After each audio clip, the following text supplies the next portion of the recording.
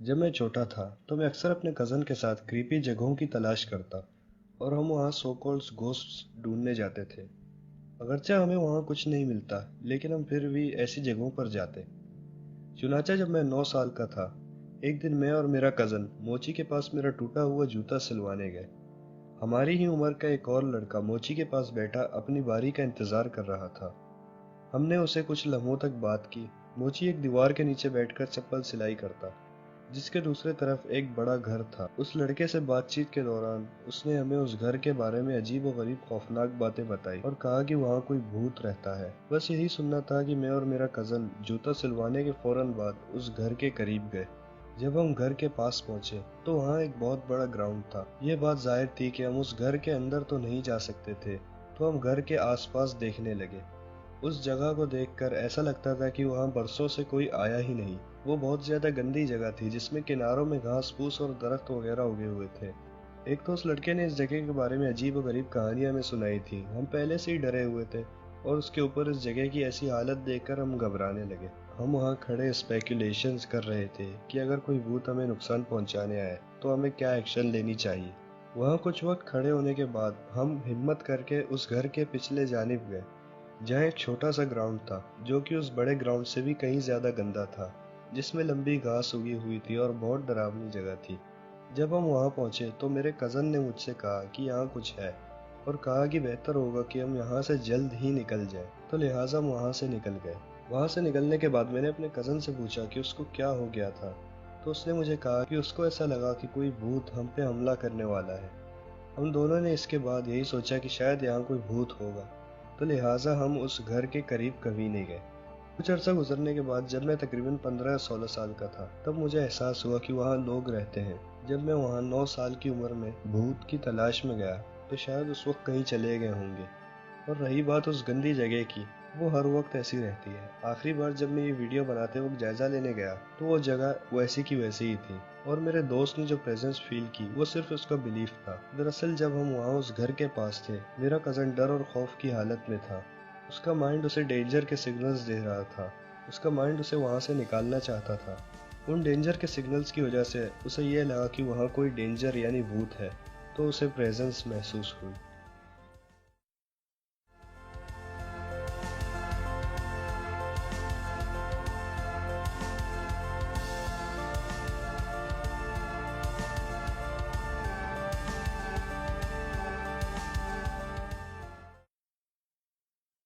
Belief, an acceptance that something exists or is true with little or no proof۔ میں یہاں religious بلیفز کی بات نہیں کر رہا۔ ہم بلیف کیوں کرتے ہیں؟ میرے کزن کو وہاں بھوت کی موجودگی کا کیوں یقین یعنی بلیف تھا؟ ہم ان چیزوں پر بلیف کیوں کرتے ہیں جنہیں ہم اپنی آنکھوں سے نہیں دیکھتے؟ میرے خیال سے بلیف ایک پریڈکشن کی طرح ہوتا ہے۔ بچپن سے ہمارے دماغ میں یہی چیز بٹھائی جاتی ہے کہ بھوت گندے، عجیب اور ڈراؤنی جگہوں پر موجود ہوتے ہیں۔ تو جب ہم اس جگہ کے قریب گئے تو ہم نے بالکل ہی وہی دیکھا جو ریکوائرڈ تھا، یعنی وہ جگہ عجیب، گندی اور ڈراؤنی تھی۔ اب چوتھی چیز مسنگ تھی، یعنی بھوت۔ اس جگہ کی چھان بین کرنے سے جب ہمیں کوئی بھوت نہ ملا تو ہمارے مائنڈز نے خود بھوت کی تخلیق کی، یعنی ہمارے مائنڈز نے پریڈکٹ کیا کہ اگر یہ جگہ عجیب، گندی اور ڈراؤنی ہے تو اس میں ضرور بھوت کی موجودگی ہونی چاہیے۔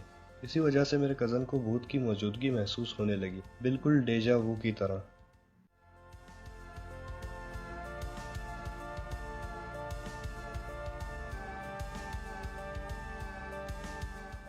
ڈیجا وو ایک احساس کہ آپ جس سچویشن میں موجود ہیں وہ پہلے بھی ہو چکا ہے۔ ہوتا کچھ یوں ہے کہ فار ایگزامپل جب آپ کا دماغ اے، پھر بی اور پھر اس کے بعد سی کو ایک ساتھ کسی سچویشن میں دیکھے تو وہ یہ اپنے پاس سیو کر لیتا ہے۔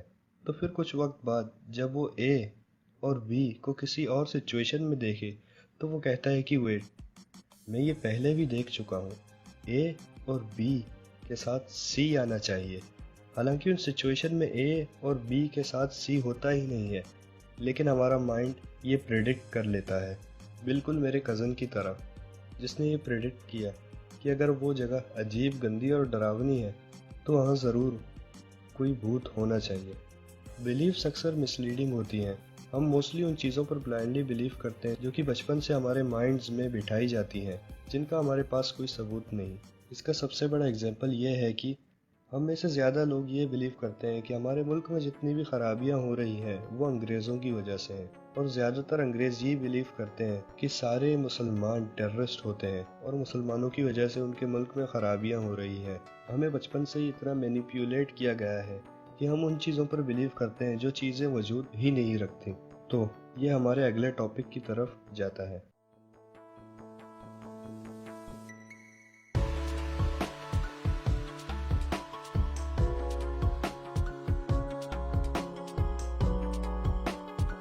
پلیٹو ایک غار امیجن کرنے کا کہتا ہے۔ وہ کہتا ہے کہ امیجن کرو ایک غار ہے جس میں کچھ قیدی موجود ہیں جو کہ بچپن سے اس غار میں ہیں۔ یہ قیدی کچھ اس طرح زنجیروں سے جکڑے ہوئے ہیں کہ ان کی گردنیں فکسڈ ہیں۔ یہ صرف غار کے اندرونی حصے دیوار کی طرف دیکھتے ہیں اور کہیں اور دیکھ نہیں سکتے۔ قیدیوں کے ٹھیک پیچھے ایک دیوار ہے جس کے پیچھے کچھ فاصلے پر ایک بلند جگہ ہے جس میں آگ جل رہی ہے۔ آگ کے اور قیدیوں کے پیچھے ایک دیوار کے بیچ میں تھوڑی سی جگہ ہے۔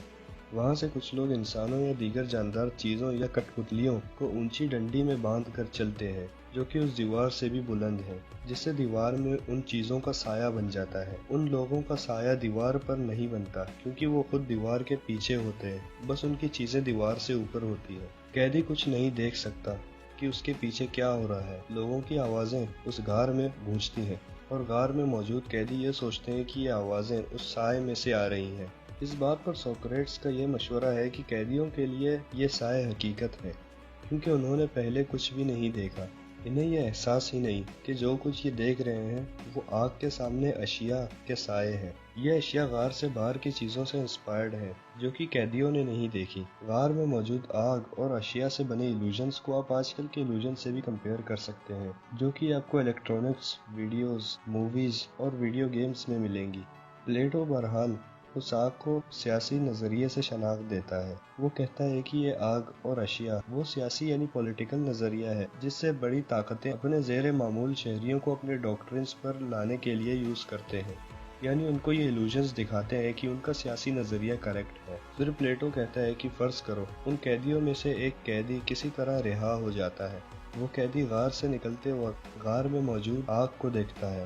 آگ کی روشنی سے اس کی آنکھوں میں تکلیف ہوتی ہے۔ وہ اپنی پوری زندگی سائے کو دیکھتا رہا۔ جب وہ پہلی بار وہاں سے نکلتا تو اسے زوردار جھٹکا لگ جاتا اور اس کو آہستہ آہستہ چیزوں کی اصلیت نظر آنے لگ جاتی ہے۔ اگر اس کو یہ بتایا جائے کہ جو سائے وہ پہلے دیکھ رہا تھا وہ اصل حقیقت نہیں ہے تو وہ قیدی یقین نہیں کرے گا، لیکن وقت گزرنے کے ساتھ ساتھ وہ سچ قبول کر لے گا۔ پھر قیدی کسی طرح غار کے بیرونی حصے یعنی آؤٹر ایریا میں پہنچتا ہے۔ اس کی آنکھوں کو سورج کی روشنی کی وجہ سے بہت زیادہ تکلیف پہنچتی ہے جو کہ اس آگ سے کہیں زیادہ روشن ہے۔ آہستہ آہستہ اس کی آنکھیں سورج کی روشنی کو برداشت کر لیتی ہیں۔ پہلے وہ صرف سائے ہی دیکھتا ہے، آہستہ آہستہ وہ پانی میں لوگوں اور چیزوں کا عکس دیکھ لیتا ہے اور کچھ عرصے بعد وہ خود لوگوں اور چیزوں کو آسانی سے دیکھ سکتا ہے، اور وہ رات کے وقت ستاروں اور چاند کو دیکھ سکتا ہے، اور بعد میں وہ اس قابل ہو جاتا ہے کہ وہ سورج کو ہی اپنے آنکھوں سے دیکھ لیتا ہے۔ پلیٹو روشنی کو حکمت یعنی وزڈم سے تشبیہ دیتا ہے، یعنی جب وہ پہلی بار قید سے آزاد ہوا تو وہ آگ کو بھی مشکل سے دیکھ پا رہا تھا، یعنی اس میں حکمت اور نالج اتنی کم تھی۔ لیکن پھر وہ تاریکیوں سے نکل کر جب غار کے بیرونی حصے یعنی آؤٹر ایریا میں نکلتا، اس کو غار کے باہر نالج اور وزڈم اتنی ملتی ہے کہ وہ کمپریہینڈ نہیں کر پاتا۔ پہلے وہ صرف سائے ہی دیکھ پاتا ہے، آہستہ آہستہ وہ پانی میں لوگوں اور چیزوں کا عکس دیکھ پاتا ہے۔ کچھ عرصے بعد وہ خود لوگوں اور چیزوں کو آسانی سے دیکھ لیتا ہے۔ وہ رات کے وقت ستاروں اور چاند کو بھی دیکھ پاتا ہے، اور بعد میں وہ اس قابل ہوتا ہے کہ وہ سورج کو ہی اپنی آنکھوں سے دیکھ لیتا ہے۔ آزاد قیدی کچھ عرصے بعد یہ سوچے گا کہ جو زندگی وہ غار کے باہر گزار رہا ہے وہ زندگی غار کے اندر رہنے والے قیدیوں سے کہیں زیادہ بہتر ہے، تو کیوں نہ اس بات کو غار کے اندر رہنے والے قیدیوں سے بانٹا جائے۔ آزاد قیدی جس کی آنکھیں سورج کی روشنی سے عادی ہو چکی ہیں، جب وہ دوبارہ غار میں داخل ہوتا ہے تو اس کو غار کی تاریکی کی وجہ سے کچھ دکھائی نہیں دیتا، ویسے ہی جیسے کہ وہ پہلی بار غار سے نکلا تھا۔ غار میں رہنے والے قیدی پلیٹو کے مطابق آزاد قیدی کے اس اندھے پن کو اس کے غار سے باہر نکلنے کی وجہ بتائیں گے، یعنی اسے کہیں گے کہ وہ غار سے باہر نکلنے کی وجہ سے اندھا ہوا، اور جب آزاد قیدی ان کو غار سے باہر نکلنے کا کہے گا تو وہ اسے جواب میں منع کریں گے۔ پلیٹو یہ کہتا ہے کہ اگر ان کے بس میں ہو تو وہ آزاد قیدی کو کسی بھی طریقے سے نقصان پہنچائیں گے، اور جو انہیں اس غار سے باہر نکالنے کی کوشش کرے تو انہیں بھی نقصان پہنچائیں گے۔ سورج کی روشنی علم اور وزڈم کو ریپریزنٹ کرتی ہے۔ آزاد قیدی علم اور وزڈم میں اتنا آگے نکل چکا تھا کہ جب وہ غار میں اس تاریکی میں چلنے لگا تو اس غار میں روشنی یعنی علم اور وزڈم کی کمی کی وجہ سے اسے کچھ دکھائی نہیں دیا، اور جب وہ غار میں موجود قیدیوں کے پاس گیا تو وہ اسے واقعی میں اندھا سمجھنے لگے اور یہ سوچنے لگے کہ اگر ہم اس کی بات مان کے غار سے نکل جائیں تو ہم بھی اندھے ہو جائیں گے۔ غار میں موجود قیدی وہ لوگ ہیں جو کہ بچپن سے ہی ہر بات پر بغیر کسی ثبوت کے یقین کرتے ہیں، اور آزاد قیدی کو آپ ان ٹائپ کے لوگوں سے تشبیہ دے سکتے ہیں جو کہ ہر بات پر یقین رکھنے سے پہلے اس کے بارے میں جانچ پڑتال یعنی ریسرچ کرتے ہیں۔ جب وہ لوگ پہلی بار اس غار سے باہر نکلتے ہیں تو وہ کچھ ایسی ریئلٹیز دیکھتے ہیں جن کے وہ بالکل برعکس یعنی اپوزٹ بلیف کرتے تھے۔ شروع میں ظاہر ہے ان کو یقین نہیں ہوتا ہے، لیکن کچھ عرصے بعد ان کے ذہن میں بات بیٹھ جاتی ہے۔ چنانچہ جب وہ اپنے دوسرے ساتھیوں کو وہ ریئلٹیز دکھانے کی کوشش کرتے ہیں جو وہ سمجھ چکے ہیں، ان کے دوست انہیں پاگل یا نالجبل اور بیوقوف سمجھتے ہیں، حالانکہ اصل میں جو لوگ ایسا کہہ رہے ہیں وہ خود ہی بیوقوف ہیں۔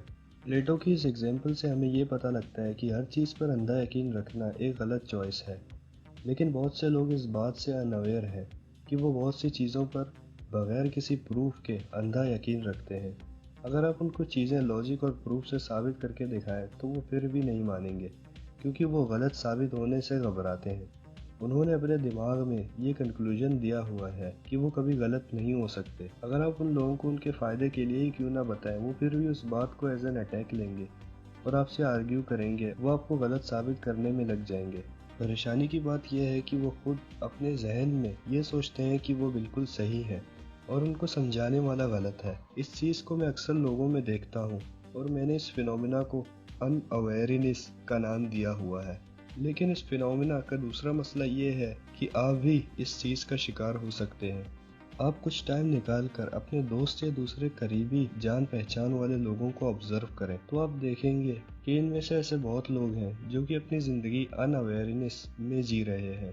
وہ کبھی کچھ بیٹھ کر آبزرو نہیں کرتے کہ وہ جو کام کر رہے ہیں کیا وہ صحیح ہے اور ان کی زندگی کا مقصد کیا ہے۔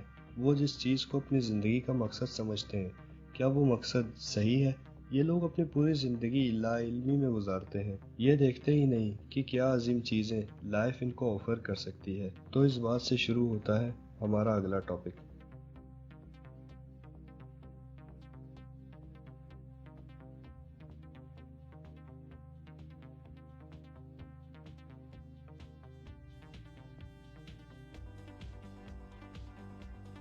سوکریٹس کی ایک کہاوت یعنی سیئنگ ہے، "the unexamined life is not worth living", یعنی غیر جانبدار زندگی گزارنے کے لائق نہیں۔ ان ایگزامنڈ لائف یعنی غیر جانبدار زندگی سے سوکریٹس کا کیا مطلب تھا؟ تصور کیجئے کہ ایک آدمی جو صبح اٹھ کر کام کو جاتا ہے اور پھر رات کو گھر آتا ہے، دوستوں سے ملتا ہے یا ٹیلی ویژن دیکھتا ہے، فیملی سے تھوڑی بہت باتیں کرتا ہے اور پھر سو جاتا ہے۔ وہ یہی معمول پھر سے دہراتا ہے، دوسرے دن، تیسرے دن، چوتھے دن، پوری زندگی اسی معمول میں گزارتا ہے۔ وہ اپنی ساری زندگی آٹو پائلٹ موڈ میں گزارتا ہے۔ بچپن سے ہی دوسرے افراد مثلاً اس کے بزرگ یا والدین خود فیصلہ کرتے ہیں کہ وہ کیا پہنتا ہے، کھاتا ہے اور کیا کھیلتا ہے، یہاں تک کہ جب وہ بالغ آدمی ہو جاتا ہے تو پھر بھی دوسرے لوگ فیصلہ کرتے ہیں کہ وہ دن میں کیا کیا کرے گا۔ اس کو چوائسز ملتی ہیں، بہت زیادہ چوائسز ملتی ہیں، لیکن وہ چوائسز لیمیٹڈ ہوتی ہیں جو کہ اس کے انوائرمنٹ، دوست، فیملی یا امپلائرز کی وجہ سے ہوتی ہیں۔ وہ کبھی بھی ان سب سے زیادہ گریٹر گڈ کے بارے میں نہیں سوچتا، زندگی کے حقیقی معنی کی تلاش نہیں کرتا، وہ اس بارے میں سوچتا ہی نہیں کہ وہ یہ سب کیوں کر رہا ہے، وہ زندگی کا نقطہ نظریہ سوچتا ہی نہیں۔ تو سوکریٹس ایسا کیوں کہتا ہے کہ ایسی لائف گزارنے کے قابل نہیں؟ سپوز کریں کہ آپ کسی بازار میں جوتا خریدنے گئے، آپ کو کسی شاپ سے ایک جوڑا جوتا 5,000 کا مل رہا ہے، وہ جوتے اعلیٰ معیار کے ہیں اور ایک اچھی کمپنی سے ہیں۔ کیا یہ جوتے اس قابل ہیں کہ آپ ان پر اپنا پیسہ خرچ کریں جو کہ آپ نے سخت محنت کر کے کمائے ہیں؟ آپ یقیناً یہ جوتے خریدیں گے کیونکہ یہ جوتے اعلیٰ معیار کے ہیں اور آپ کے 5,000 روپوں کے قابل ہیں۔ اب آپ سپوز کریں کہ اسی شاپ میں ایک اور جوڑا جوتا پڑا ہوا ہے، یہ جوتے بھی 5,000 کے ہیں۔ یہ جوتے بہت خراب معیار کے ہیں اور کسی خاص کمپنی سے بھی نہیں ہیں، تو کیا یہ جوتے آپ کے 5,000 روپوں کے قابل ہیں؟ بالکل نہیں۔ تو کون سے جوتے آپ خریدیں گے؟ آف کورس اچھے معیار والے۔ تو جیسے کہ اچھے کوالٹی کے جوتے آپ 5,000 کے قابل ہیں، ویسے ہی ایک ایگزامنڈ اور سیلف ریفلیکٹڈ لائف جینے کے قابل ہے، بجائے اس ان ایگزامنڈ اور ان اویئر لائف کے جو کہ آٹو پائلٹ موڈ میں چل رہا ہوتا ہے۔ اگر ہم اپنی ریگولر زندگی کو دیکھیں تو ہمیں پتہ لگتا ہے کہ ہم میں سے اکثر لوگ ان ایگزامنڈ لائفز جی رہے ہیں۔ ہم ہر اس چیز پر یقین کرتے ہیں جو کہ ہمیں اپنی ٹی وی یا مانیٹر اسکرین پر بتایا جاتا ہے۔ اکثر کمپنیز اپنے پروڈکٹس بیچنے کے لیے ویورز کو گمراہ کرتی ہیں، پولیٹیشنز ووٹ کے لیے لوگوں کو گمراہ کرتے ہیں، گورنمنٹس اپنی آئیڈیالوجیز چلانے کے لیے اپنے سٹیزنز کو گمراہ کرتے ہیں۔ پلیٹو کی ایلیگوری آف کیو سب سے زیادہ اسی دور میں امپلیمنٹ ہو رہی ہے۔ ہم بالکل ان غار میں رہنے والے قیدیوں کی طرح ہو چکے ہیں۔ ہم ہر عجیب و غریب چیز پر بلیو کرنے لگ گئے ہیں۔ کوئی کہتا ہے کہ ارتھ فلیٹ ہے، تو کوئی کہتا ہے کہ ویکسینز یوز نہیں ہونی چاہیے، کوئی کہتا ہے کہ کورونا جھوٹ ہے، تو کوئی کہتا ہے کہ یہ سب یہودی سازش ہے۔ یہ تو بس یوزول چیزیں ہیں۔ ہمیں ہر طریقے سے ایلوژنز دکھائے جاتے ہیں۔ اب تو ہمیں یہ بھی نہیں پتا کہ سچ کیا ہے۔ ہمیں یہ بھی نہیں معلوم کہ آیا ہم اس غار سے نکل چکے ہیں یا نہیں۔ سوکریٹس نے سچ ہی کہا تھا، اس قسم کی زندگی جینے کے قابل نہیں۔